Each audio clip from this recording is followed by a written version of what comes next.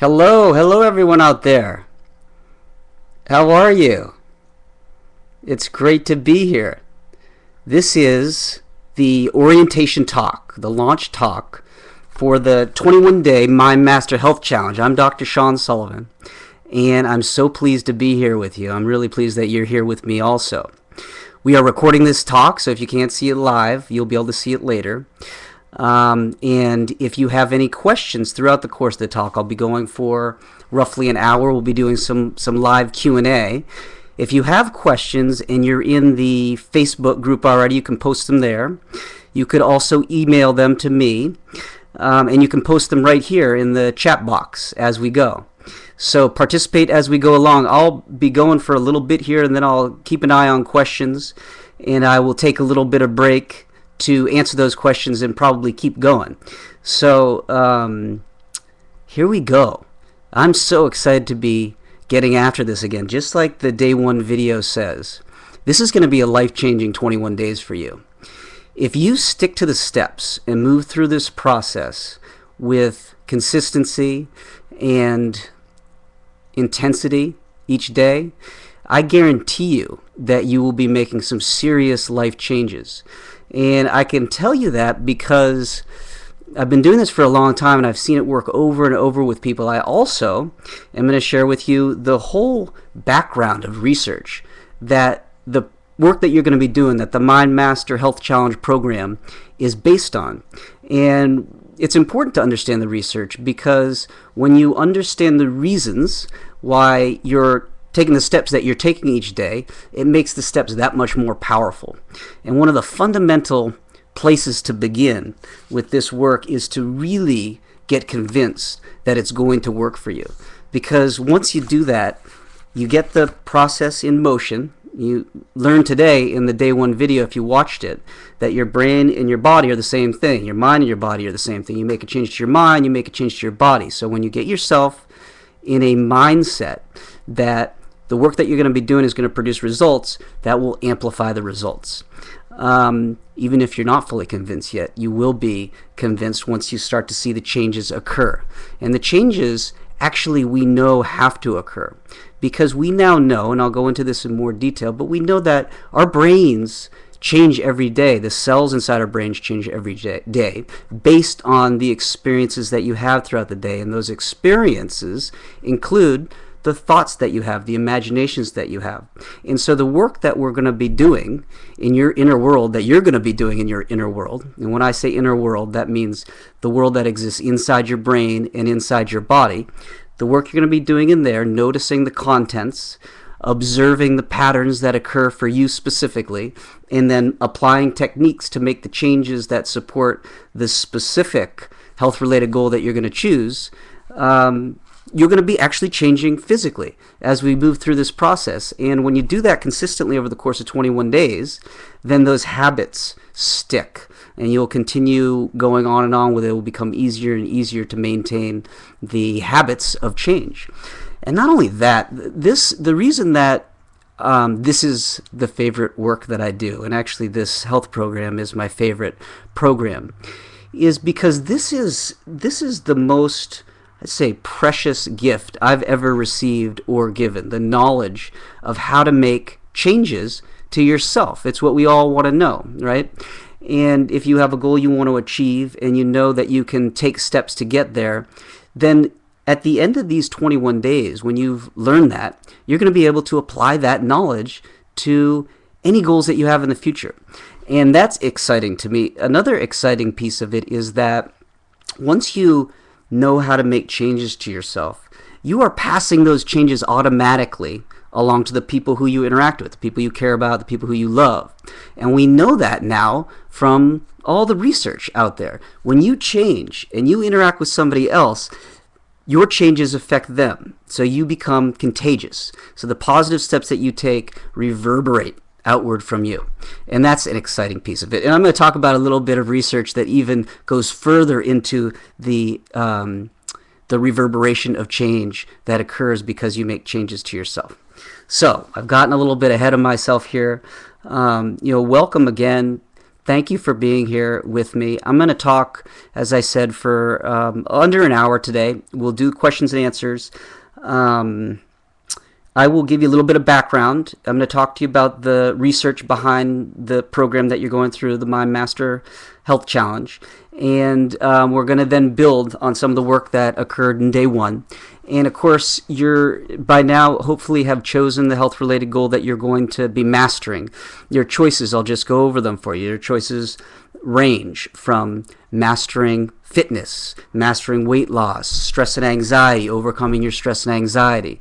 If you choose to, you can get rid of an old habit that you've had forever, quit smoking, cut back on drinking. Relationships, you can master your relationships or heal from our past relationships. So really anything that you can define and measure. If you can define and measure it, you can choose it, and you can go through the process of mastering it over the course of the next 21 days. And I will be right there with you the whole time inside the Facebook group. If you haven't joined already, then once you have joined the program, you'll get an email and you can click right in there. And today's the last day to join. So if you're still considering it, there's still opportunity for you to do that, and I invite you to join us. The only tasks for day one are this orientation talk, and then getting inside the program and watching your day one video, and then choosing the goal that you're going to be mastering and writing it down in a journal. And that's a journal that you'll keep. And you'll be working in that journal on a daily basis. At the end of challenges that you do each day, which include mind exercises that you're going to be taken through inside the program, you'll be journaling and writing down some of the things that you learned and answering some of the questions that are iterative and they build each day. Okay, so if you want to join us, feel free. You can still do that. I'm going to give you a little bit of background now. I'm a clinical psychologist, as you probably know. I'm here in San Francisco, and I came out to San Francisco to do my postdoctoral work, my research work in health psychology, actually. And at that time, years ago, and actually right through now to this day, and I expect this to be true long into the future, there was a shift going on in research in psychology and in practice in psychology, and that was because we now had new tools of technology available to us at a lot lower price that we could use to look inside people's brains and bodies in real time and see what was occurring when they thought certain things or when they did certain behaviors. And we didn't have that before. And so it used to be that psychological theory was driven by reports that we got from people, what we observed in people's behaviors. And now all of a sudden, we could look inside, see what was occurring, see what brain changes were occurring that mapped on to specific reported experiences and specific behaviors that we observed. And all of a sudden, we had some real changes that came out of a number of studies over a decade that started to give us a really specific roadmap to the process of human change. And there are two main things that came out of it that are really relevant for the work that we do throughout the course of your 21 days.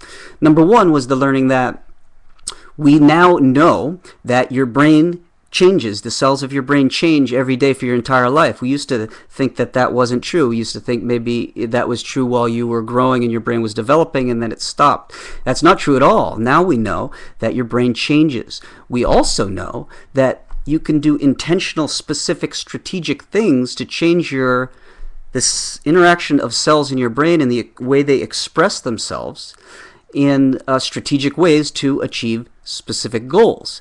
And so that's the work that the Mind Master programs are all based on. Now, I got into this work because I had a really difficult time in college. At the end of college, I went through a painful breakup. And I was not psychologically oriented or knowledgeable at all back then. And I really struggled with it. It was so painful. I didn't have any skills for overcoming the emotional pain.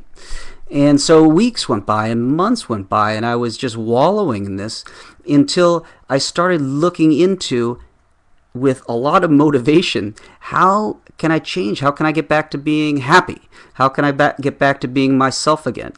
And that launched me on my own journey to understanding the exact steps that we go through. And when I began over time applying them to myself and seeing the changes, I started getting really excited about it. I went to graduate school, and I really formally tried to encapsulate and understand exactly what these steps were that led to change, because for me the change was so obvious and undeniable. And then in the years since that time, I've of course seen that same process applied by people that I work with. Thousands of people have moved through programs now, and it's just been it's my life work to share it. And it's been a real privilege to be able to share it and then see the progress that occurs. So what I came to see was, not only can you use these steps to make changes like I was making to feel better, to regain my happiness, to heal up emotionally, but you could use these. This is the process of change. So that's what I studied in graduate school. How do humans change? There's a whole research literature in therapy of what is the change process. So once you understand how you change, you can apply that process to make any changes that you want to make. And what you discover pretty quickly when you start digging into this work is that the change process has a lot to do with the dialogue that's going on inside your head 24/7, every moment. It's on autopilot for the most part. And throughout your program, you're going to get very good at observing it and bringing it out of autopilot and making conscious changes to it. But even when it's running on autopilot, which it does and it will and it should continue to, you're going to be much more aware of the contents of it, because the contents that are occurring in your inner world, in your brain, are producing the results in the outer world, the world that's outside your brain and body. And so when you get really good at observing, you can pay relaxed attention, notice what's coming up in your inner dialogue. Only then can you begin to make real changes to it and be strategic about that. And so you'll find that the first steps here in week 1 have to do with the crux of our talk today, which is the inner dialogue. This is the conversation going on inside your head, and the bridge of translation, which is the term that we'll be using for the access point to your inner dialogue. And I'll go into it in a little bit more detail as we go here. But your bridge of translation is a metaphor. So you're going to be going into your inner world, in your challenges, beginning tomorrow. You'll be walked through it step by step, and you'll be quieting yourself and then discovering this bridge of translation, which is the bridge where the thoughts that live in the cells and emerge from the cells inside your brain and body meet the experiences that come in through your senses. They meet in the middle of the bridge, and what arises from the middle of the bridge is that inner dialogue. And that's the conversation that's taking place 24/7 that is producing changes in your brain and the behaviors and your actual personal experience in the world. And that relates to your level of anxiety, your level of stress, which has consequences throughout your life. And we know that those emotions are provoking your eating behaviors, all your behaviors, but in the case of health, fitness, weight loss, your eating behaviors. So you're going to get really specific and aware of your specific patterns of thinking, in your stories, in your provocative moments that we call key moments. You'll be able to notice them as they arise in real time and have really strong, powerful strategies for shifting them to move you strategically towards the specific goal that you have. So when you get great at that, you're on your way to mastering the goal. So I'm thrilled to be sharing it with you. And this is a formula for changing yourself. And you learn today, your brain and your body are the same thing. So you make changes to one, you make changes to the other. And the place where that we're going to focus making those changes is inside this inner dialogue. And you're going to be doing it for 21 days straight. You're going to be doing that observation.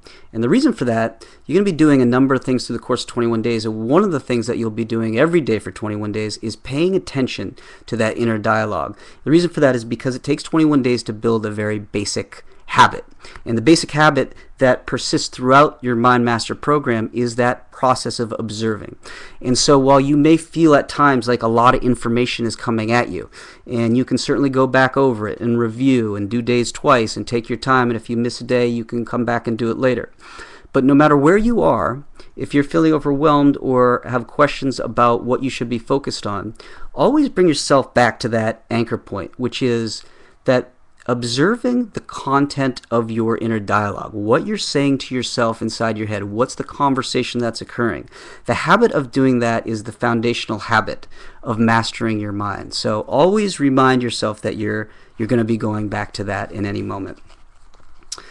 Okay, I'm going to just cover a couple questions that I've received, and I receive them all the time right now before we get into going over some of the research that's going to be really relevant. The first question that I always get, well, not the first question, but the one I want to go over first, because we often forget it, is that we get questions about privacy. So in the Facebook group, it's set on a private setting, so whatever you post in there is not reposted anywhere else. It's only privately within our group. And you can choose how you want to participate there. Participate as little or as much as you want. I also get asked about can I still join? When's the last time I can join? So the end of the day today is the last point when you can join, and you can still take advantage of all of the offers. You can bring a friend with you if you join at this point still. I will offer anyone who's in this program a free program at themindmaster.com. You can choose the do-it-yourself program that you want. Just ask about that and I'll get you a free code. That's a specific one that you would do. It's different than this program. You would do it afterwards, or you could give it to a friend. But it will support your learning and your knowledge and always be a refresher for you that's available all the time. Even after this one will be over. And so in that you have three choices. You can choose Master Weight Loss, Master Stress and Anxiety, or Master Happiness. And then we'll be raffling off a couple one-on-one sessions with me throughout the 21-day program. So if you enter, you may get one of those.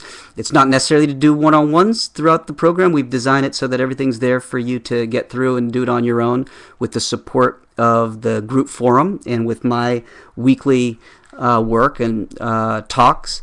And the support, if you bring a friend, that's actually very helpful. And the support in the community forum is very helpful. And I will be in there on a daily basis, so I get asked about how much participation I commit. And I'm there every day. I'm mastering my own goal right alongside you. I go through each day, and you find as you do this work that repetition is the key to mastery. So I keep going through it, and I find that the benefits keep coming. I went over already the goals you can choose, and that's it. That's all I have for old questions. No, there's one more. So how much time daily?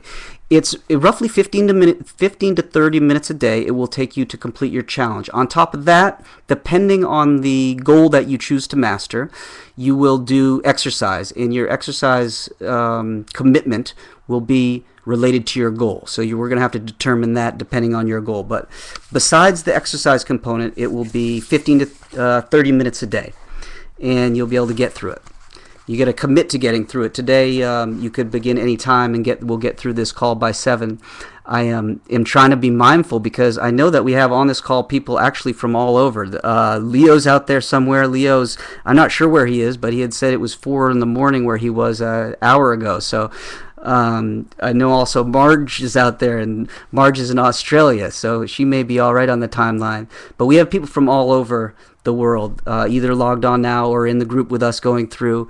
And luckily you can access it later, but let's be efficient about getting through this now. So let me get into the studies that led to the work, the Mind Master Program work.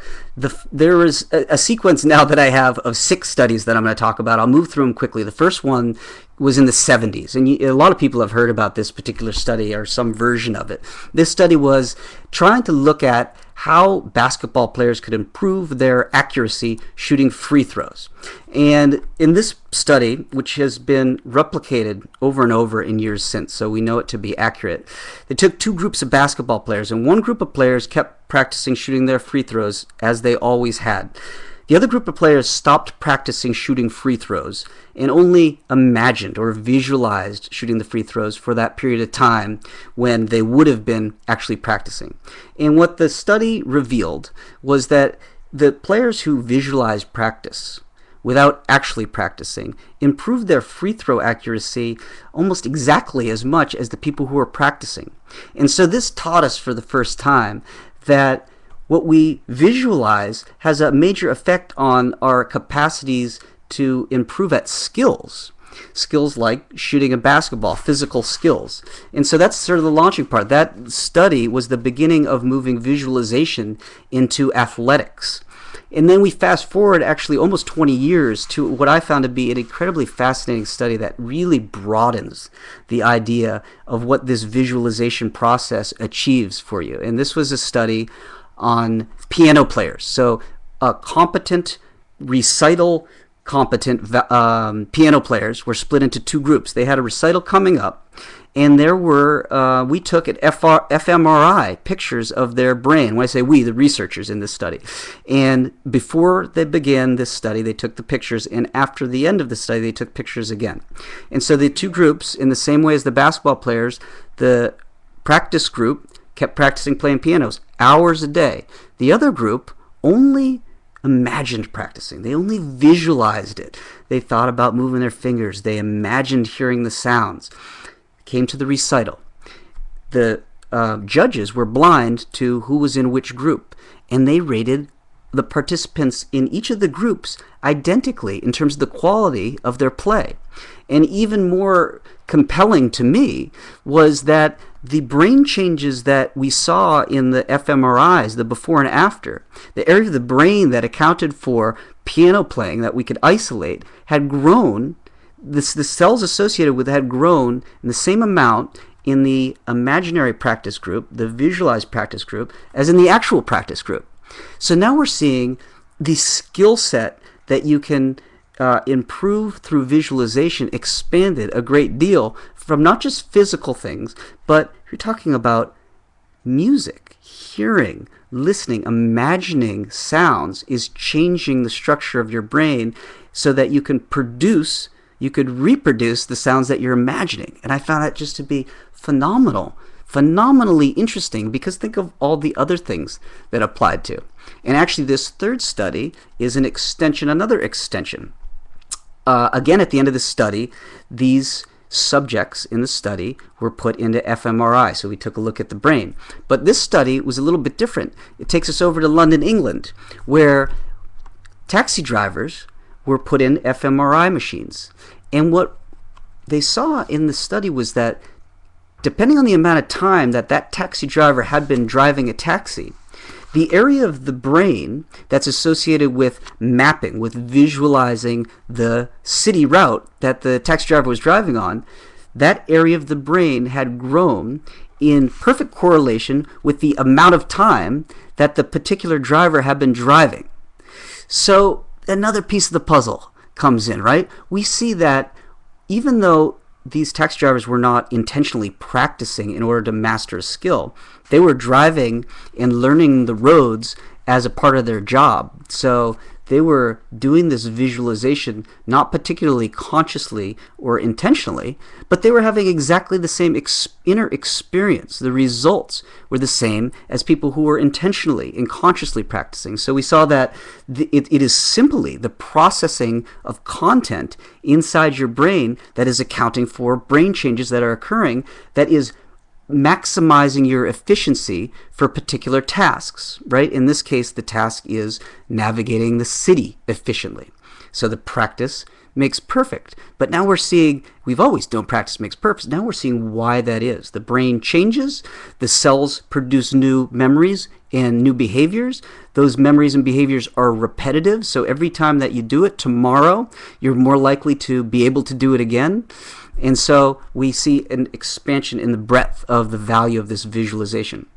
But the fourth study is the one that's really relevant for us and for psychology in general, because all the previous studies were related to skills, right? The fourth study is related to emotions, to your psychology. What we saw was that when we put when researchers put people into fMRI machines and they asked them to evoke, to bring into their inner world, to invite in emotions like feeling loving or like expressing love, loving kindness, what they saw was lighting up of cells that were associated with the expression of that emotion.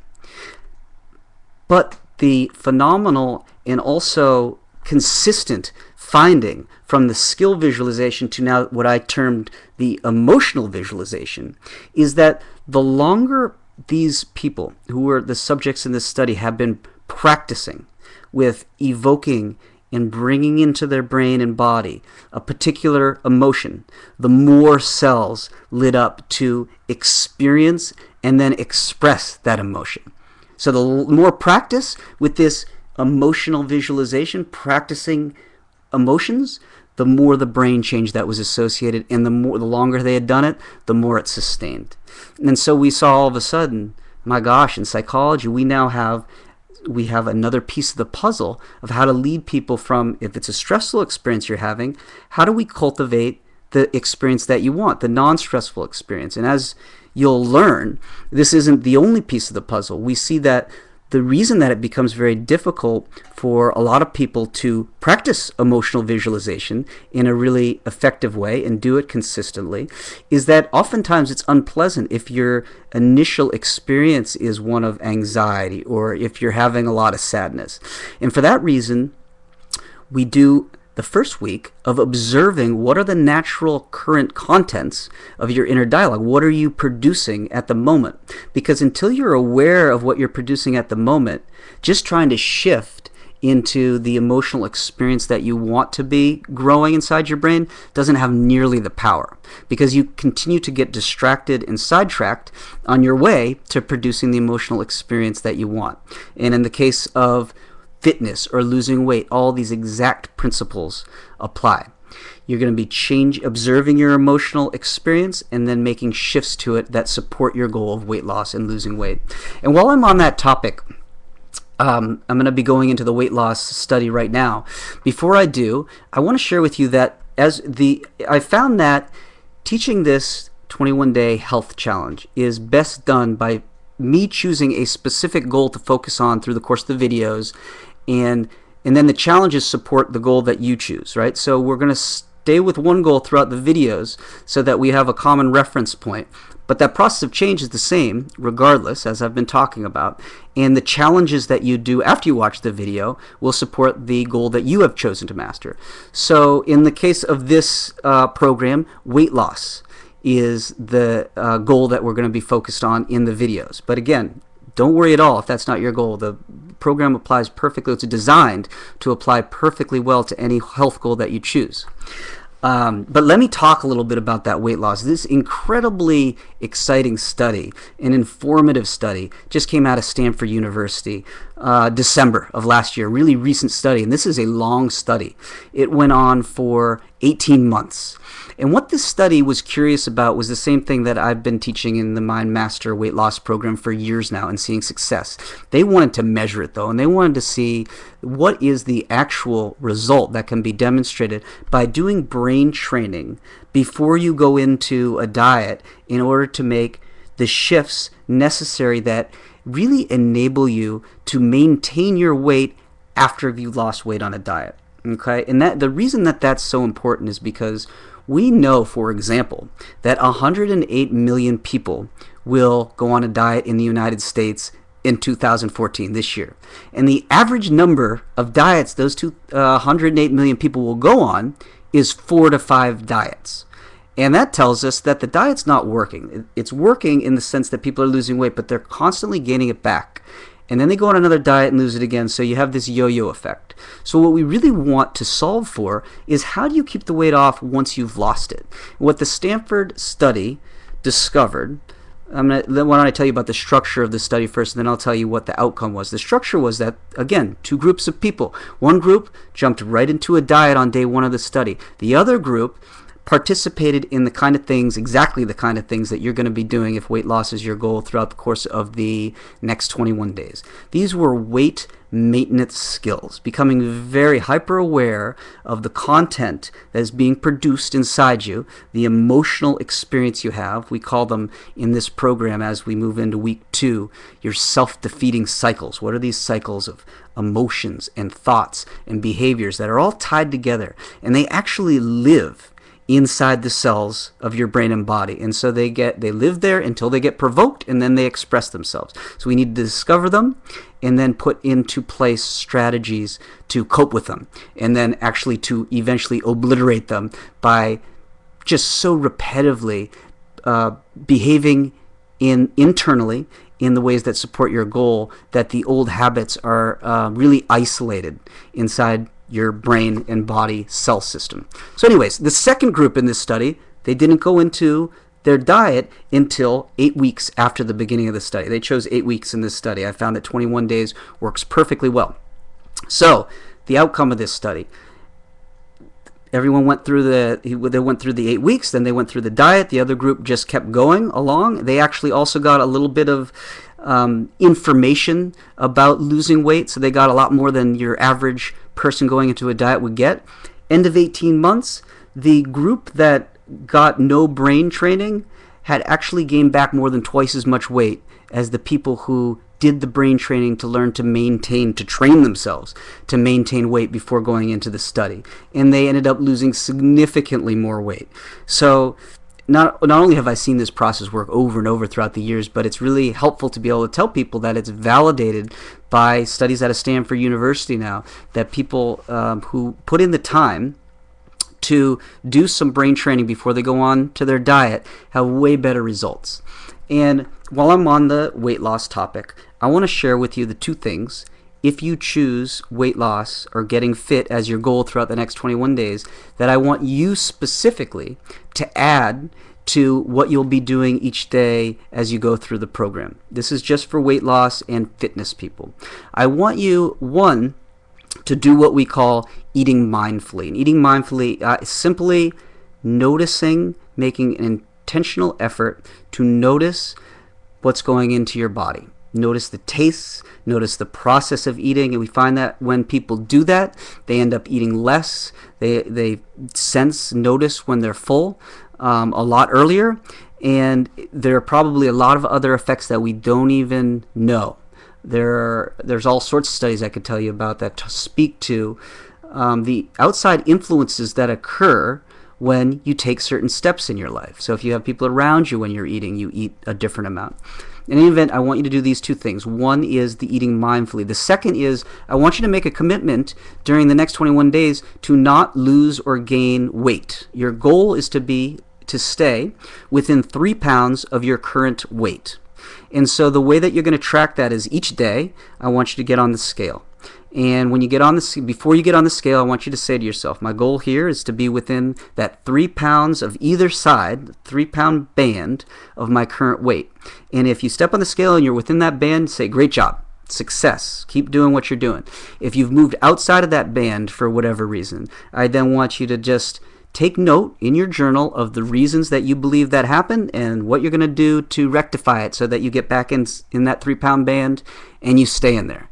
And if you do those two things throughout the course of these 21 days and also move through the program, you will be a master at weight loss. You will have trained yourself, your brain and your body to maintain whatever weight that you eventually get to. And you can go on whatever diet that you choose to go on at that point.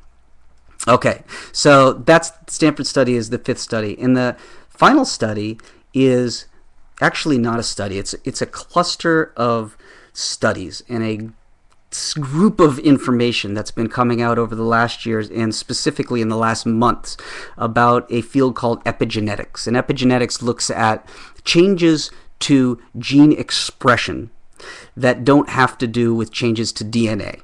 And so the phenomenal findings that we're seeing in recent years and months that are being written about a lot in recent months are that we're seeing examples now of when you have experiences during the course of your life the expression of the gene that you pass along to your future generation is being changed based on the experience you have. So if you're going through intentional changes, processes like you're going to be going through over the next 21 days to provoke changes inside of you, we're seeing examples where those changes get passed along. In other words, the genes that you pass along, or the expression of the genes that you pass along as a 30-year-old, will be different than the expression of the genes that you pass along as a 40-year-old. And the exciting part of that, of course, from our perspective, is that if you're making intentional changes, not only are you giving those changes to yourself during your lifetime, but it appears, we don't know all the details, we're going to be learning about this, I imagine, for decades to come, the specifics of it. But we're seeing now that those changes affect the expression of your genes to your children, to your grandchildren. It's phenomenal, the research that's coming out. And if you're in the Facebook group, we posted a example article that describes that. There's another article in there that I love that's about how the thinking we're seeing, just from changing your thoughts, we're seeing changes in the expression of genes as well. So, back to this, the ability for us to look inside people's brains, and now the other technologies, the neurobiological technologies, where people can look at gene expression and DNA in really granular and specific detail, and really help us to map out what are the steps you need to take to produce the changes that you want to have in your life. So we are right on the cutting edge of this. And you've probably heard the idea of the decade of the brain. This is going to be going on. And it's so fun to be a pioneer in this. And I think that you should be looking at it that way too. You're right on the cutting edge of this information. That said, if you follow the steps, we know that they work extremely well. And so let's move on from the studies. If there's any, I'm going to check quickly in the Facebook group and see if anything's been posted. So just bear with me for a moment here. And we have any new questions? Feel free to post in there if you haven't already. I don't see anything specific. Okay. So after you realize that your mind and your body are the same thing as you did in the challenge today, and you understand that the access point to making changes to your brain and your body is this internal dialogue that you're going to become intimately familiar with over the course of the next 21 days. And you also realize, you understand this metaphor that we use, that is the bridge of translation, where you can observe the inner dialogue flowing off that bridge each day. And so, again, I'm going to go into a little bit more detail here. You'll be walked through this tomorrow during the text of your challenge after you get introduced to it in the video. But the bridge of translation is something that you observe, that you find when you quiet yourself down in a specific strategic way, and then observe as you open your eyes in your inner world. You'll notice where inner dialogue is occurring. And this inner dialogue is a monumental feat of evolution that has been evolved for your personal use. So what happens is all of the information that is stored in your cells, that is being expressed in your inner world in any given moment, arises onto the bridge of translation, and it meets information that comes from the outside world through your senses that is provoking you. Maybe it's a person that you see, or maybe you get ignored, and this information comes in, and these pieces of information, they meet in the middle of your bridge, and in some miraculous feat of genius, you're able to translate that into dialogue, into an inner conversation. And that inner conversation is what you can observe, you can listen to, for lack of a better word, since it's silent, right? You can observe it coming off your bridge. And while I'm on that topic, I want to share with you a story that will give you another way of thinking about how to access your inner dialogue, which you'll do for the first time tomorrow, because different metaphors speak to people differently. And this experience for me really highlighted another angle at which to look at this inner dialogue, right? I was working recently with a person who was deaf. I had never worked through a 21-day program with a person who was deaf before. So since he couldn't hear, and I was asking him from the very beginning of the Mind Master program I was taking him through to listen to his inner dialogue, he was kind of taken back because he couldn't hear. And he said to me, how do I do that? We're typing to each other to get through this. How do I do that? And we started considering it. And I asked him, when you go into your inner world and you observe the content, the thoughts that arise, how do you observe them? What is the process by which you can ascertain what's going on in there? And he said to me that for him, it's very much like reading a book. He can go inside his inner world and he can see the words being written inside his mind. And so he can read his thoughts. So he was reading his inner dialogue instead of listening to his inner dialogue. And we developed this metaphor that I love and that I think is valuable no matter what your capacities are, whether you hear really well or you don't. And that was, are you, by the end of your 21 days, are you reading that book of your life being written on unconscious autopilot, or are you writing the book of your life? And you want to get to the point when you're actually writing that book. Now, the other reason I love telling that story is because it's such a great reminder of the, I would say plasticity, right? The plasticity of the human brain. It, depending on the organic capacity that you were born with, your brain will change based on the experiences that you have to produce results. So in his case, since he couldn't hear and he didn't have a metaphor for hearing inside his head, he developed a way of experiencing his inner life of thinking that was very different than the way that a person who hears does it. But this is just such a compelling and inspiring example of the power of how you the steps that you take changing the results that you experience in your life. Okay, I love talking about that particular one. The changes that you make, I talked about them before, they are contagious. The changes that you make in your inner world as you listen each day, they define your emotional state, right? So the content of your inner dialogue, if you're anxious, if you're having anxious thoughts, if that stream of conversation is an anxious stream, you're going to produce anxiety in your body, right?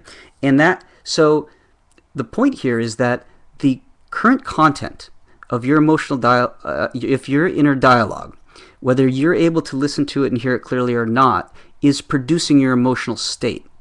That's one point. The other point is that state reinforces itself. So each time you experience that state, more cells are recruited to experience that state, and the likelihood of you re-experiencing that tomorrow is increased.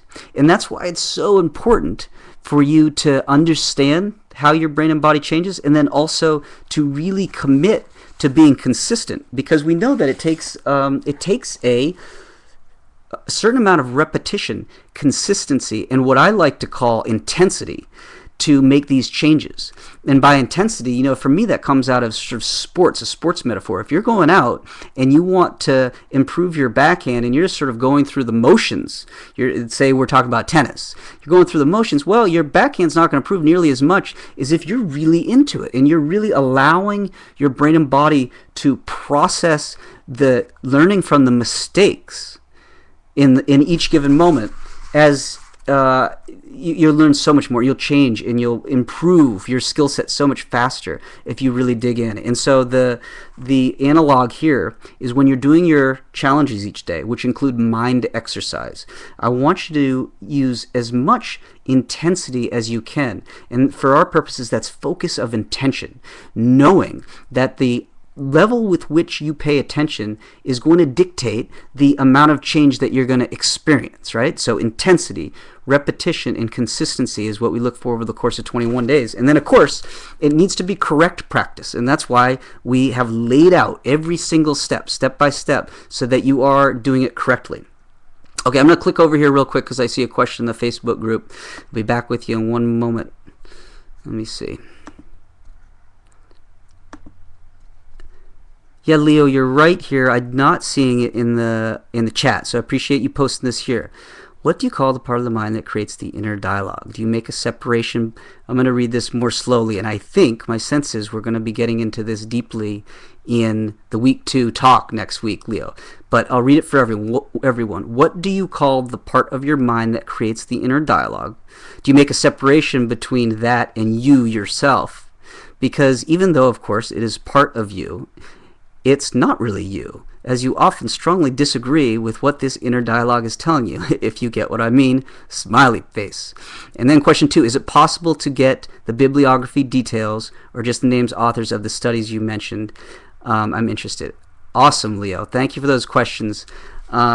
Yes, so definitely. I'll post some of the research is already posted here in the Facebook. You saw probably the epigenetic article is in there, and then these other pieces of information, I'll post a link to it. So those come actually out of the book that I wrote, The Mind Master's Silent Journey. Let me click back over to you here. So The Mind Master's Silent Journey is this book right here.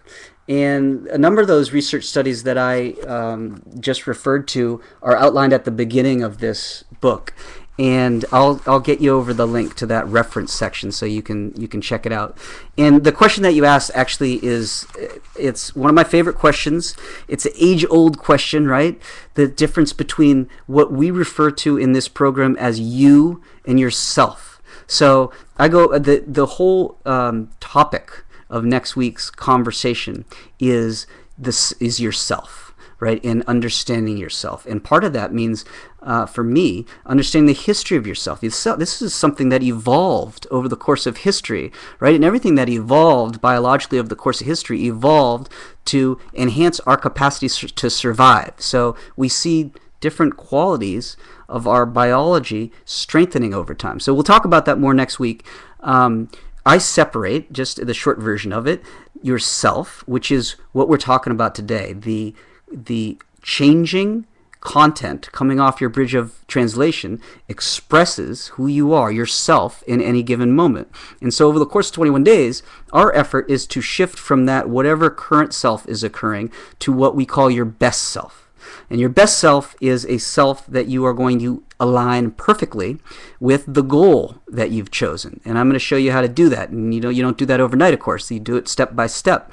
But you'll get really clear on who that best self is, what is the content of inner dialogue that produces that best self. And in one very exciting day of your journey, you get to actually experience shifting from what I call your old self, or some version of your old self that is producing the unwanted behaviors that are occurring right now, into immediately, intentionally, strategically, on demand, when you choose to, your best self. And that's when you really see the power of this process working in your life, when you can observe the arising of your old self, because you've gotten so skilled at noticing the emotional cadence and the conversational tone of that old self, and you notice it, or if you notice it early enough, becomes much easier to shift into that best self mode. And you do that habitually. What happens? Your brain changes each time that occurs. And then the you talk about the two pieces. I call it the self and you.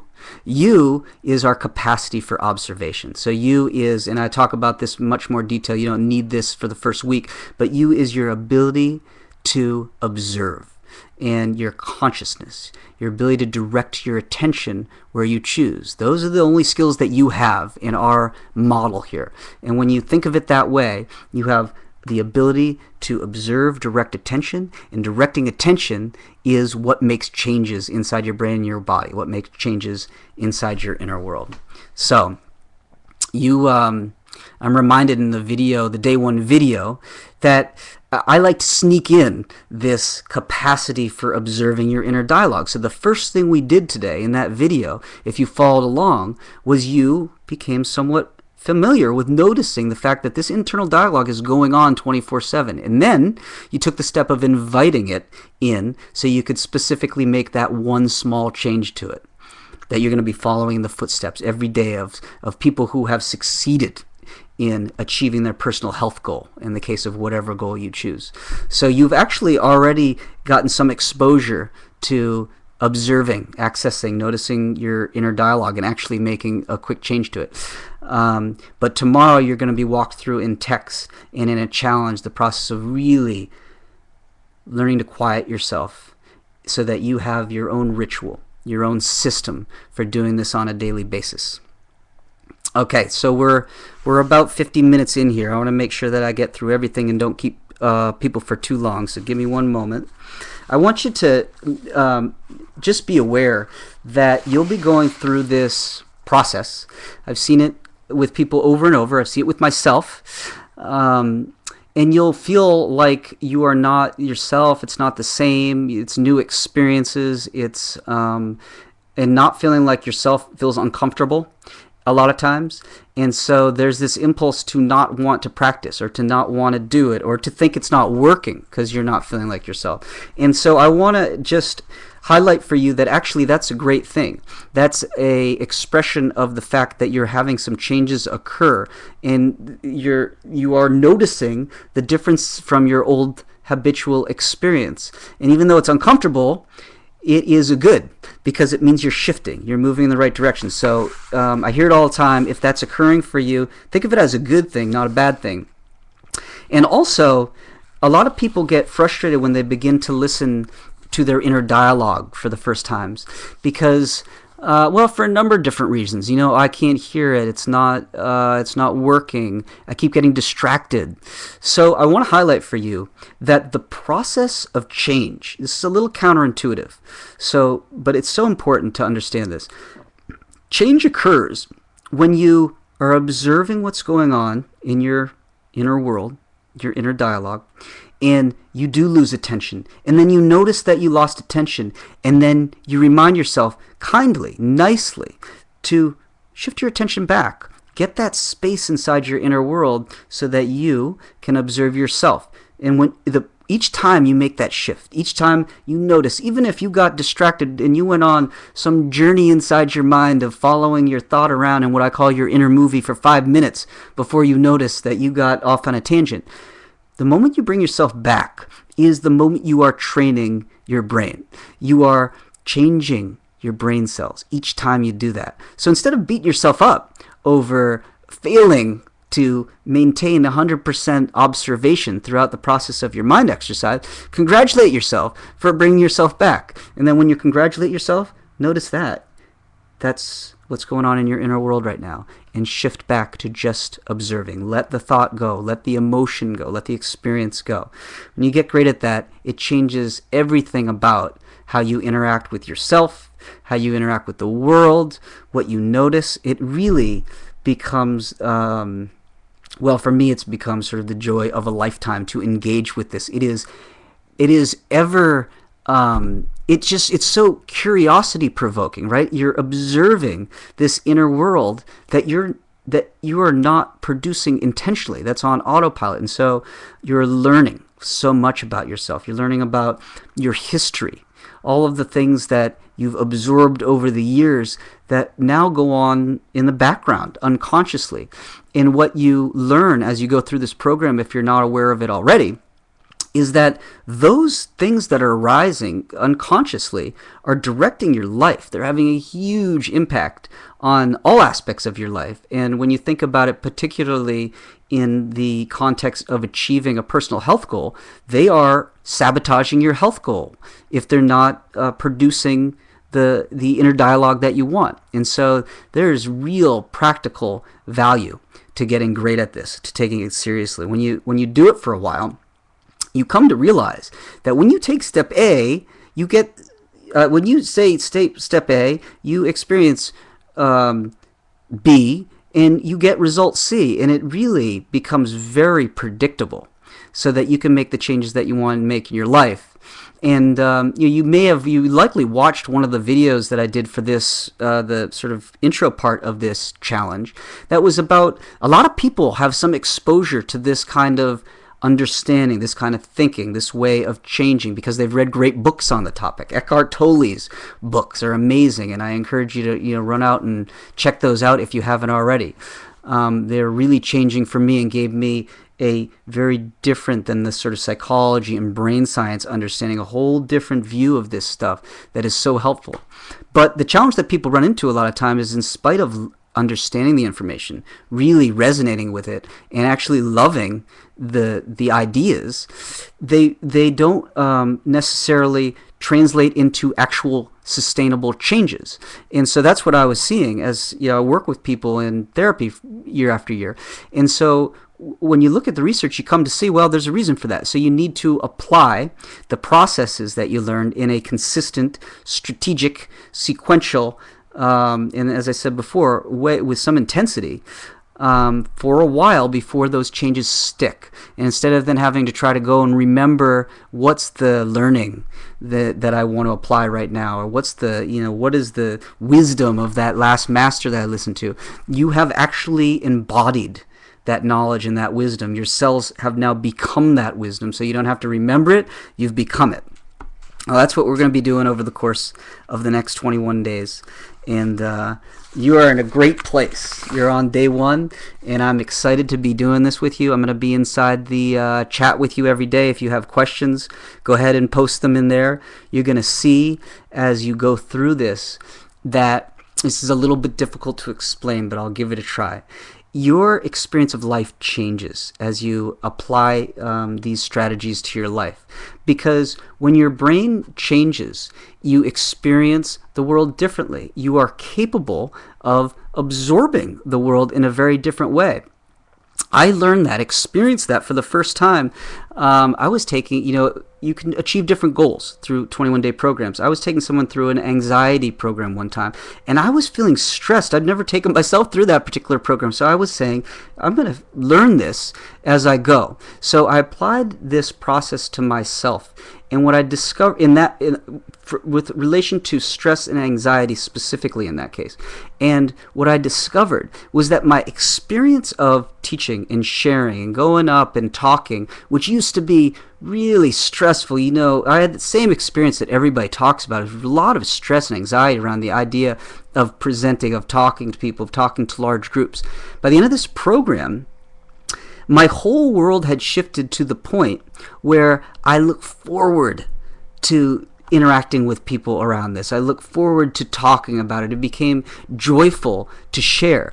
So you can see the difference in my life just because of 121-day program, in not only the emotional experience that I had around doing my work, but can you imagine the doors that opens up for you in your life when you're able to present the things that are important to you in a way that resonates with you, instead of experience the sort of stress and anxiety that has to do with old patterns of internal dialogue, old emotional visualizations that are being provoked and repeating, and therefore dragging you back into an old self that is limiting your capacity to live the way that you want to live.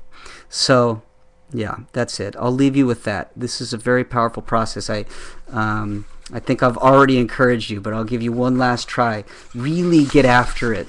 Take it very personally. This needs to become a personal journey, a personal process. Suspend any disbelief you have. Jump in with both feet. Get up in the morning when you don't feel like it. Do your challenge. Do your mind exercise. Watch the videos. Don't beat yourself up if you miss a day, but do remember to come back the next day and get through it, because it really is only through going through the entire process that you reap the results. You reap the personal rewards. So, let me see if we have any sort of housekeeping details in the end. Just make sure that you choose your goal and define it very specifically. Write it down in your journal. Writing things down has way more value than you would intuitively expect. There's all sorts of things happen when you communicate to yourself in different ways, and writing is one specific way that communicates with your inner world, with your inner dialogue, and it will stick. Your goal will stick in your mind. Write down exactly what the goal is. If you plan on losing a certain amount of weight, even if it's not during the 21 days, because you're not losing weight during these 21 days, write down exactly how much you intend to lose. If you want to live a certain way, write that down. You'll be doing more of that as you go, but just put down the framework for it as we go, as you start out right now. I talked about what I want you to do if weight loss is your goal.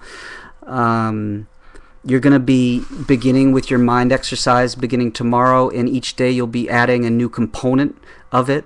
On the day 5 video, I'll be walking you through how I do a mini mind exercise, so I'll take you through that. But although there's a pattern and a sequence that's really meaningful and important to follow, I want you by the end of this to develop your own system, develop your own way of engaging with your mind exercise each day, because everyone's different and you need to know what works for you. And part of what works for you, part of the definition of that is what you will do. So do something that you like doing, and the exercise that you choose. Do something that you know that you can do on a consistent basis. And I talked about, you're going to be seeing videos that have to do that are related to weight loss, but no matter what your goal is, the challenges and the work that we do throughout will support that. So good luck to everyone. I'm so excited to be doing this. Hit me up with questions if you have them, and I will see you again live next Monday at 6 o'clock. But we will certainly be in touch since between now and then. Have a great evening or morning or day, Leo, as the case may be. And I'll see you again soon. Bye-bye.